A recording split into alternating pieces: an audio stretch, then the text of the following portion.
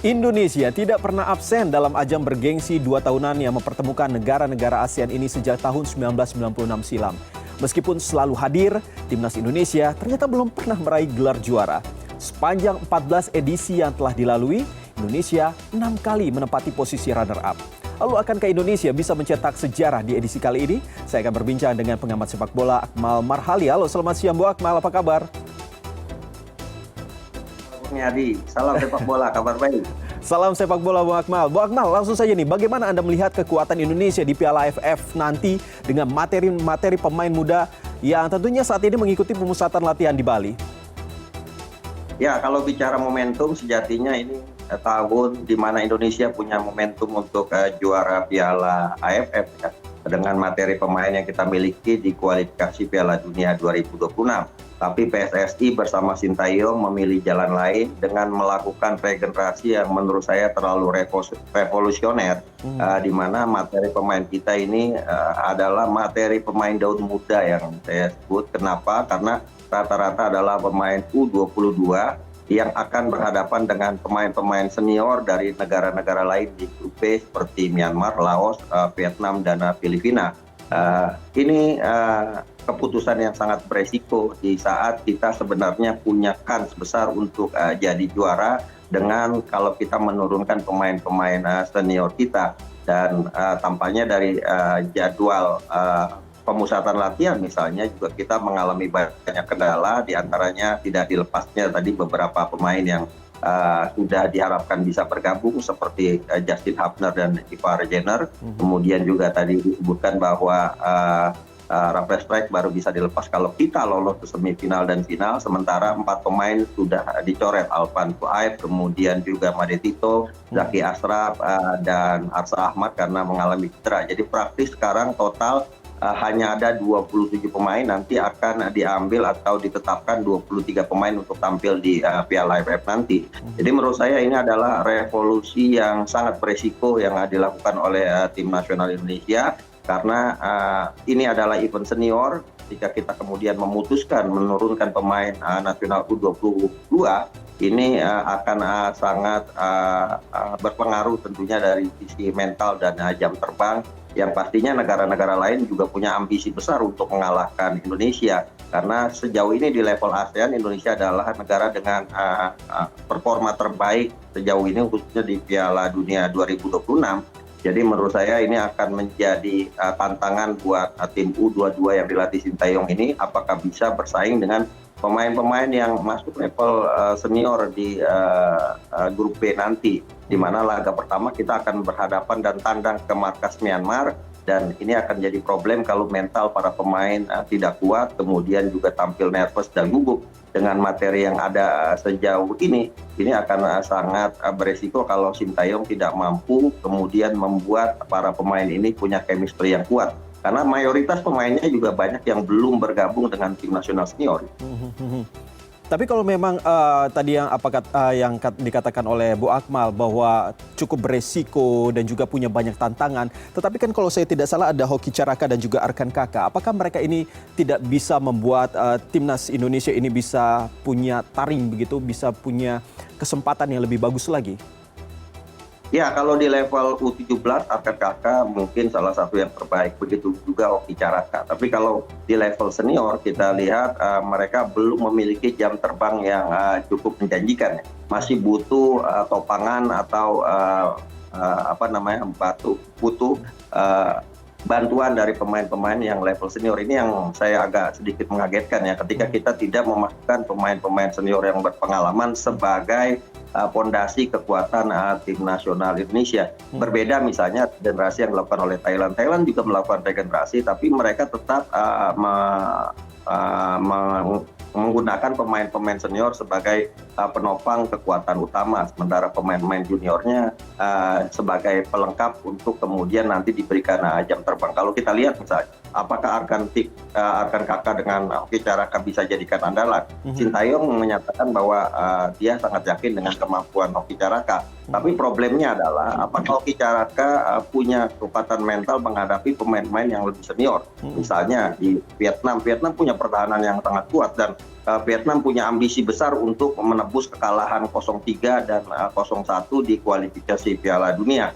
Kemudian juga Filipina akan menurunkan semua pemain keturunan mereka dan pemain-pemain terbaik mereka termasuk juga Myanmar dan Laos. Nah ini yang akan menjadi problem. Kalau secara skill individu mungkin mereka punya, secara fisik mereka kuat para pemain muda kita. Tapi apakah mental mereka kuat berhadapan dengan para pemain senior dari lawan-lawan yang akan dihadapi? Ini sebenarnya problem non teknis yang dihadapi oleh Sintayong, dan apakah dalam waktu rentang hanya sekedar 1 minggu ini bisa kemudian membuat tim ini punya chemistry yang bagus. Karena rata-rata kan kalau kita lihat hanya Hoki Caraka, kemudian juga Asnawi Mangkualam, Pratama Arhan, termasuk di dalamnya Arkan Fikri, yang Marcelino Ferdinand di dalamnya, serta Ferrari yang punya pengalaman bermain di tim nasional senior bersama Sintayong. Selebihnya bahkan bisa dibilang mungkin baru melakukan debut bersama tim nasional senior nanti di Piala AFF. Seperti misalnya di posisi kiper kan, kita punya Cahya Supriyadi, kemudian juga ada kiper dari PSPS Pekanbaru, kiper-kiper yang main di Liga 2 yang secara intensitas dan secara kualitas mungkin agak di bawah levelnya dari Liga 1. Sementara kita membutuhkan kiper yang punya jam terbang dan berpengalaman. Tadinya saya berharap misalnya ada kiper-kiper yang ada di Liga 1 yang disertakan, misalnya yang sudah selama ini menjadi penopang tim nasional atau bermain di tim nasional seperti Muhammad Riyandi atau Adi Satrio atau juga Nadeo Argawinata bisa dimasukkan sebagai kiper di tim AFF ini, atau bahkan Martin Paes yang sekarang lagi liburan, sehingga kemudian ada pemimpin di lini belakang yang bisa dijadikan komandan ketika kemudian ada masalah ketika nanti bermain di lapangan dan memberikan motivasi ketika ada kendala-kendala di strategi di lapangan nanti. Bu Akmal, ada lagi yang menjadi sorotan masyarakat terkait dengan langkah yang sudah dilakukan oleh Sintayong terkait dengan tidak memanggil Jens Raven untuk bergabung dalam ajang Piala AFF ini. Bagaimana respon Anda? Apakah ada maksud tertentu ataupun arti tertentu sehingga Sintayong tidak memanggil Jens Raven untuk bisa bergabung? Ya, kalau bicara pelatih kan ini bicara selera atau bicara misalnya saya mengistilahkan SNS, standar nasional Sintayong. Mungkin Jens Raven belum menjadi standar nasionalnya Sintayong di tim nasional senior.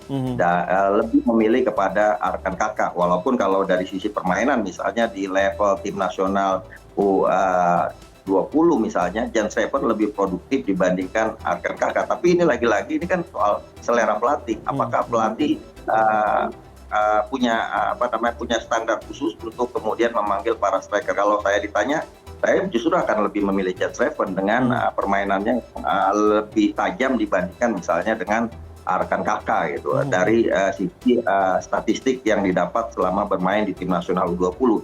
Tapi kan Sintayong punya hak prerogatif untuk memilih. Dia mengatakan bahwa Jens Raven belum waktunya untuk masuk tim nasional senior, masih butuh pengalaman dan jam terbang. Di sisi lain, Sintayong memanggil Arkan Kakak dan juga Ronaldo Kuateh ya, yang sejauh ini juga belum banyak tampil karena baru sembuh dari cedera. Nah ini saya melihat di lini depan kita sebenarnya ada problem. Praktis sebenarnya tadinya yang akan diandalkan adalah Rafael Struijk di lini depan, tapi Rafael Struijk oleh klubnya Brisbane Roar kan dikatakan bahwa baru akan dilepas ketika kita melolos sampai semifinal dan final.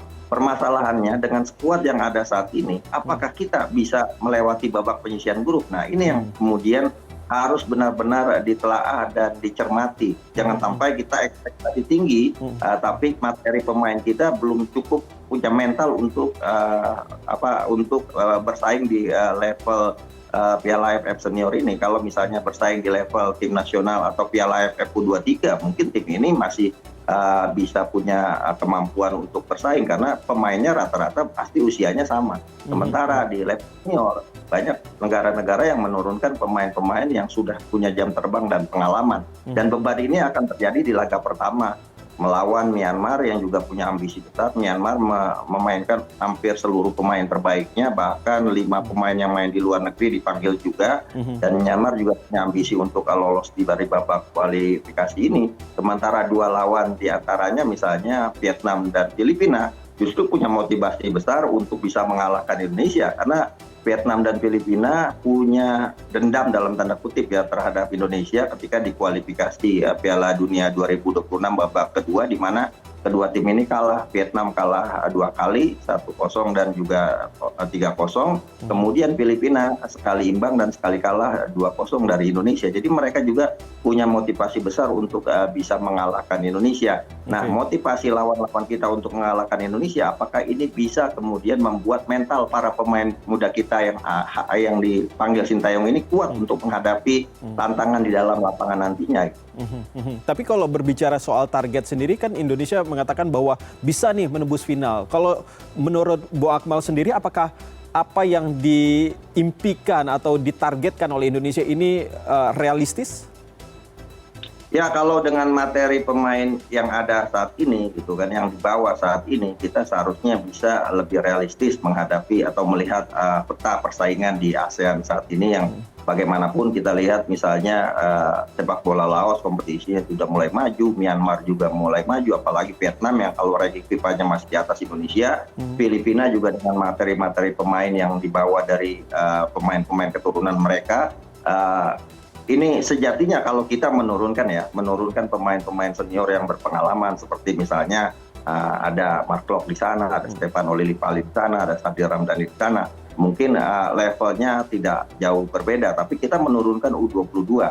Kalau bicara target, pasti setiap tim pasti memiliki target yang tinggi. Apakah kemudian target yang tinggi ini sudah kita kalkulasi dengan para pemain yang kita bawa saat ini? Menurut saya itu penting.